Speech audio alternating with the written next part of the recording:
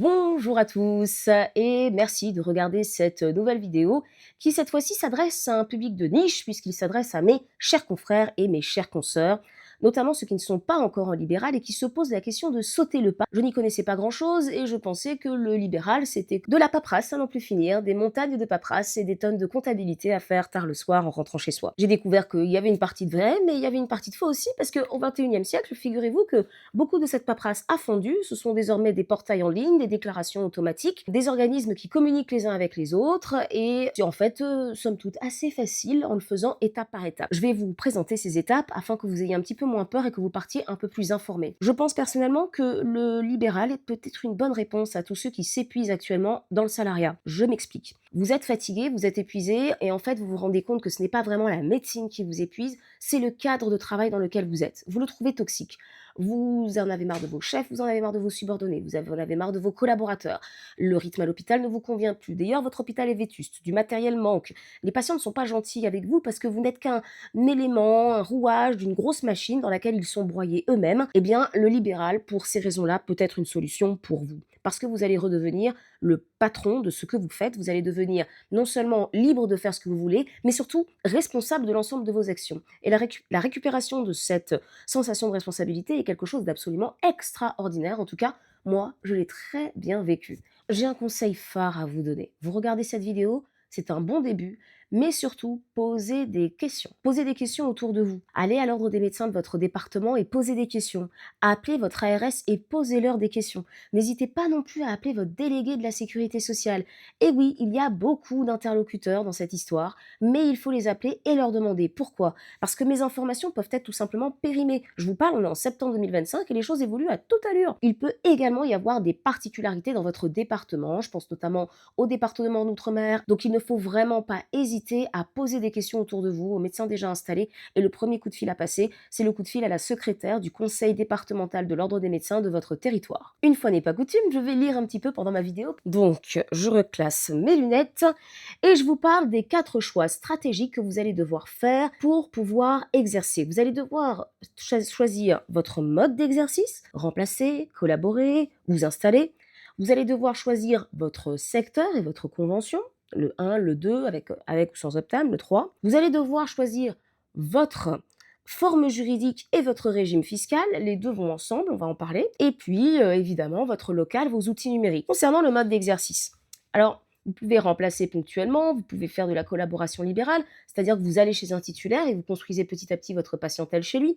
Vous pouvez vous associer sous la forme de SCM ou les SEL, ou vous pouvez vous installer en solo. De façon générale, les contrats que vous allez faire dans ces cas-là, que ça soit des bails parce que vous vous installez en solo, ou alors des contrats d'association que vous faites avec un autre titulaire, ou même les contrats de collaboration que vous faites au sein d'une CELAS, tout ça doit être absolument transmis au conseil départemental de l'ordre dans le mois suivant la signature, et très sincèrement, je vous conseille de le transmettre avant de signer. Parce que s'il y a une petite coquille, ils vont le relever et ils vont vous dire attention, il y a quelque chose d'étrange ici, votre rétrocession n'est pas suffisamment élevée. D'ailleurs, le Conseil national de l'ordre des médecins, sur leur site, propose des modèles de contrats de bail qui peuvent permettre de rester dans les clous. Concernant le secteur et la convention, le secteur 1, c'est le secteur classique du tarif opposable. Votre patient paye sa consultation de médecine générale à 30 euros, il est remboursé pour 2 tiers, 21 euros, par la sécurité sociale, et il a à sa charge le dernier tiers, les 9 euros, qui peuvent lui être remboursés par sa mutuelle s'il a décidé d'en souscrire une. Le secteur 1 offre divers autres avantages, comme par exemple la possibilité d'accéder à l'ASV, l'avantage social vieillesse, c'est une retraite complémentaire proposée par la sécurité sociale. Le secteur 1 permet aussi d'avoir accès à un abattement des charges sociales parce que la sécurité sociale va payer directement l'URSSAF. Le secteur 2, après le secteur 1, c'est un secteur qui propose des dépassements encadrés, avec plutôt l'option Optamaco, et l'accès initial au secteur 2 est réservé à des profils très précis. Les ex-CCA par exemple, les praticiens hospitaliers selon certaines conditions, et enfin, le secteur 3, c'est le secteur de la déconvention, c'est-à-dire que vous n'êtes plus conventionné avec la sécurité sociale, vous ne prenez plus la carte vitale qui, soit dit en passant, sert à une chose, elle sert, quand on est en secteur 1, à vous faire régler les fameux 21 euros par la sécurité sociale directement, et le patient n'avance que les 9 euros. quand vous passez la carte vitale, vous donnez un ordre crypté à la sécurité sociale, vous envoyez à la sécurité sociale un ordre qui est: «Paye-moi la consultation du patient». C'est, la possibilité d'envoyer en fait une feuille de soins électronique. C'est ce que les anciens faisaient avec, du papier et un stylo, au XXIe siècle et qu'on voyait comme une montagne de paperasse. Donc vous voyez déjà une chose qui a été dématérialisée grâce à la carte vitale. Après le mode d'exercice et le secteur, et la convention, on a la forme juridique et le régime fiscal. Alors en 2025, très sincèrement, la majorité des médecins démarrent, des médecins thésés, j'entends, qui veulent s'installer, démarrent en société qu'on appelle une entreprise individuelle, une EI, et ils démarrent selon le régime fiscal du BNC, les bénéfices non commerciaux. On peut passer sous un régime fiscal qui s'appelle le micro-BNC, qui est possible, sous réserve que votre chiffre d'affaires annuel soit, que vos recettes, c'est pas votre chiffre d'affaires, on parle de recettes, soit inférieur à 77 700 € par an. Et à vrai dire, il est intéressant si vos charges réelles sont inférieures à 34%, ce qui, soit dit en passant, est souvent le cas pour nous les médecins.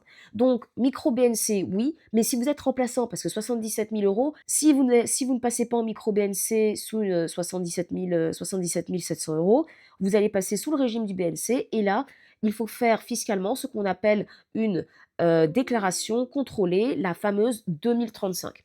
Alors, la fameuse déclaration 2035 ou l'alias fiscal du médecin, c'est quelque chose qui fait peur à tout le monde en période fiscale. Moi, j'ai fait le choix de prendre un comptable en ligne, qui me coûte, pas si cher que ça. Pour 75 € par mois, vous avez un service de comptabilité qui est pas mal. Il est lié directement à votre flux bancaire au travers d'un agrégateur de comptes. Il, voit tout ce que vous dépensez, tout ce que vous recevez.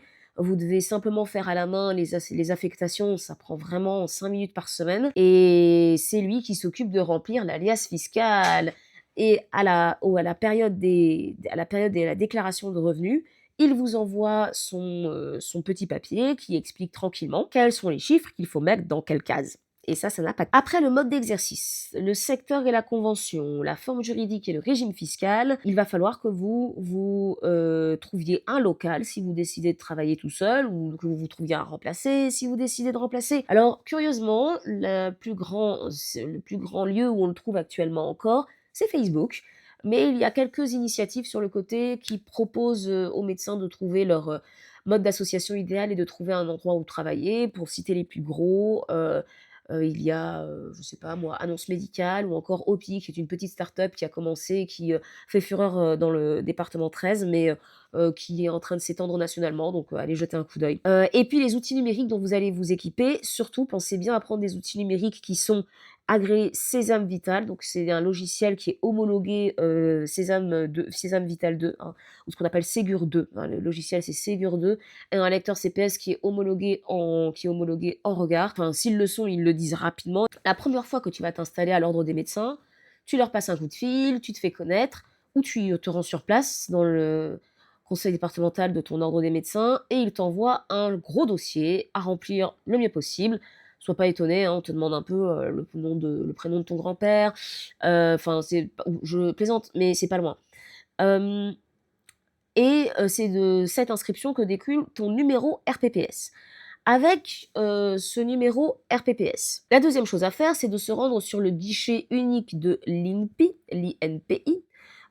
qui se fait sur le site, formalitéentreprise.gouv.fr, pour déclarer ton activité. Donc, par exemple, tu déclares une EI, puisque tu décides de t'installer en solo, donc une entreprise individuelle, et tu obtiens un numéro particulier qui est le numéro entrepreneurial qui sera le tien, le SIREN ou le SIRET, et là, tu vas pouvoir aller t'inscrire à l'URSSAF. À quoi ça sert de s'inscrire à l'URSSAF? Ce sont les cotisations sociales de l'entreprise que tu mènes, et donc nous payons tous les salariés en France payent des cotisations sociales.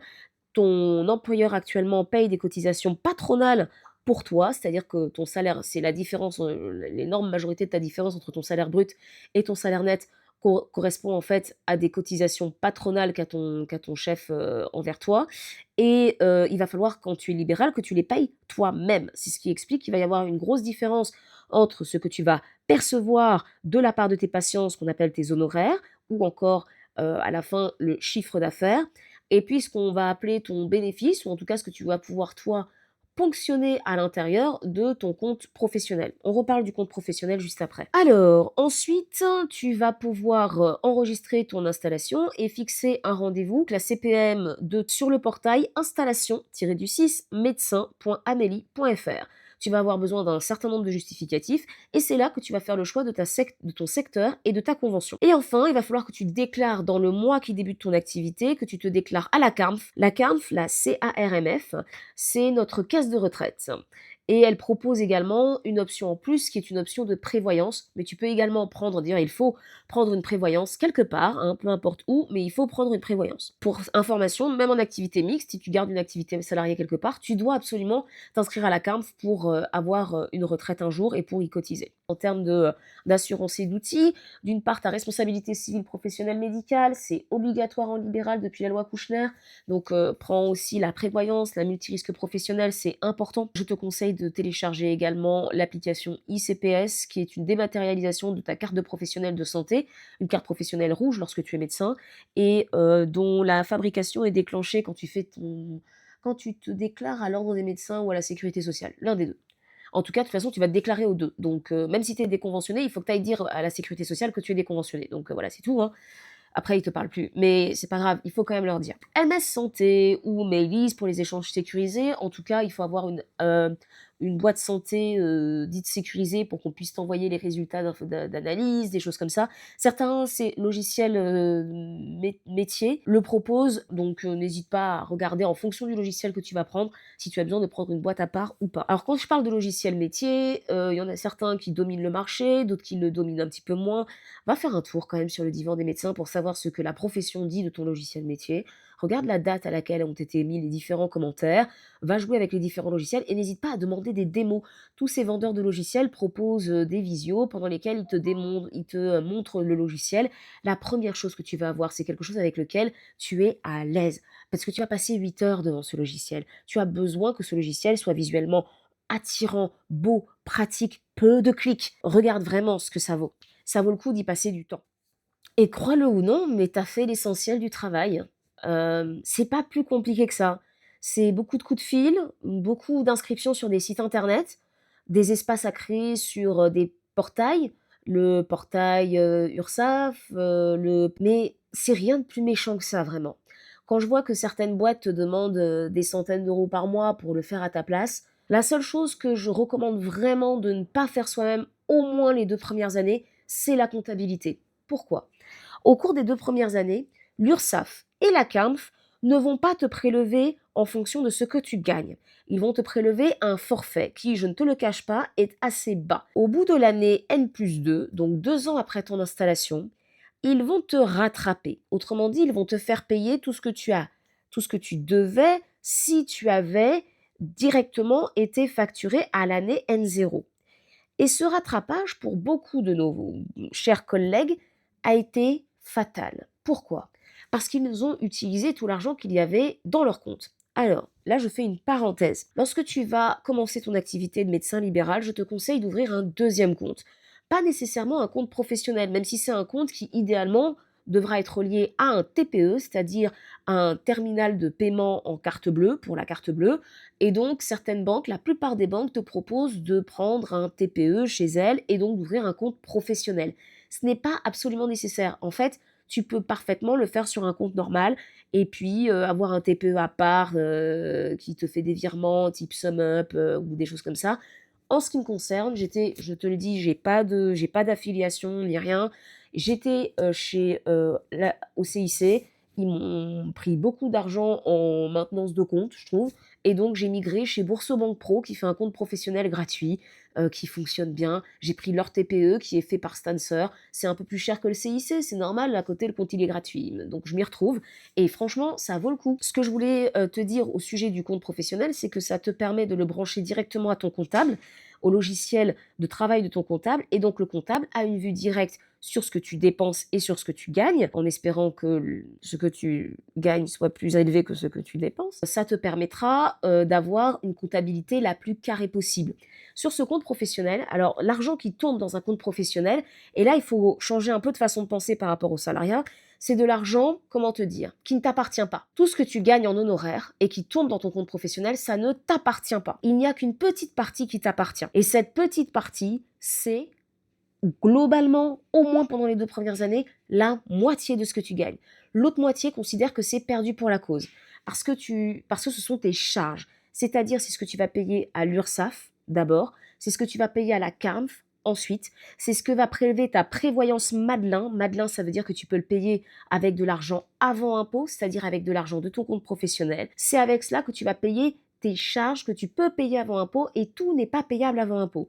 Tu peux payer avec ce compte-là tout ce qui te sert à ta pratique professionnelle, c'est-à-dire qui va appartenir à la société. Un ordinateur, la location d'un bail, la location de ta voiture, ça peut rentrer dedans. En tout cas, lorsque j'ai un doute sur ça peut être réglé avec le compte pro ou pas, je règle avec mon compte personnel. Mon compte personnel qui, du coup, est alimenté par la moitié 50% de ce que j'ai gagné le mois précédent. Pas plus. Et je laisse 50% sur mon compte professionnel pour mes charges. Il va y avoir un matelas qui va s'accumuler dans ton compte professionnel. C'est pas grave, c'est bien, c'est super. Ça va te servir à régler les régularisations qui vont arriver, t'inquiète pas, dans 24 mois. Il y a un dernier acteur que je t'ai pas cité, c'est l'ARS. L'ARS propose de verser des aides aux médecins qui sont en secteur 1 ou en secteur 2 avec Optam lorsqu'ils s'installent dans des zones sous-dotées. Autant te dire que la carte de la France est assez sous-dotée. Donc jette un coup d'œil. L'aide peut être intéressante puisque si tu t'engages à rester 5 ans et que tu fais au moins 3 jours et demi par semaine dans ta zone sous-dotée, l'ARS te versera 50 000 euros en 2 fois en 2 ans, 25 000 euros l'année N+1, 25 000 euros l'année N+2. Ça peut toujours être intéressant pour t'aider dans ton installation. Tu vas trouver en description un tas de sites internet qui vont te donner plein d'astuces. J'ai 3 conseils principaux à te donner dans cette vidéo. Tu veux passer en libéral en 2025 ou en début 2026? Excellente idée. Ça va te donner plus de liberté, mais aussi plus de responsabilité. Alors ne skip aucun de ces conseils, ne saute aucun de ces conseils. Parlons français. Premier conseil, pose des questions autour de toi, dans ton contexte, dans ton département, les gens qui ont fait la même chose que toi. Demande à l'ordre des médecins si ce que je dis est vrai, demande à l'ARS si ce que je dis est vrai, si tout ce qui se dit autour de toi est toujours valable, parce que ça change tout le temps. Deuxième conseil, sois au taquet sur les différentes personnes que tu dois contacter dans le cadre d'une installation. Et fais-le dans l'ordre. D'abord, l'ordre des médecins. Ensuite, l'INPI, qui propose un guichet unique qui te permet d'immatriculer ta société et d'obtenir un numéro SIRET. Avec ce numéro SIRET, tu peux t'inscrire à l'URSSAF, l'organisme qui prélève les charges sociales sur ton compte et qui doit absolument connaître ton existence, parce que sinon ça va faire mal. La CAMF, ta caisse de retraite en tant que médecin libéral. N'oublions pas l'ARS qui te propose des aides si tu t'installes en zone sous-dotée. Tous les petits organismes privés qui vont te délivrer ton logiciel médical préféré, qui vont te donner une responsabilité civile professionnelle adaptée à ta formation. Et c'est mon troisième conseil, prends un comptable pour tes 2 ou 3 premières années parce qu'il va y avoir un rattrapage de l'URSSAF et tu as besoin de pouvoir compter sur quelqu'un qui va faire ta déclaration fiscale entrepreneuriale pour toi et qui va t'aider à faire ta déclaration fiscale d'impôt sur le revenu et qui va t'aider à provisionner. J'espère que j'ai été claire dans cette vidéo. Mais en vrai, c'est assez simple. Donc, lâche en commentaire si tu veux que je fasse un petit résumé PDF, une checklist, ou alors re-regarde cette vidéo pour essayer de remettre les choses à l'endroit. Pose-moi des questions, n'hésite pas. La clé, c'est l'information. Je te souhaite une agréable après-midi, porte-toi bien et fais attention à toi. Salut!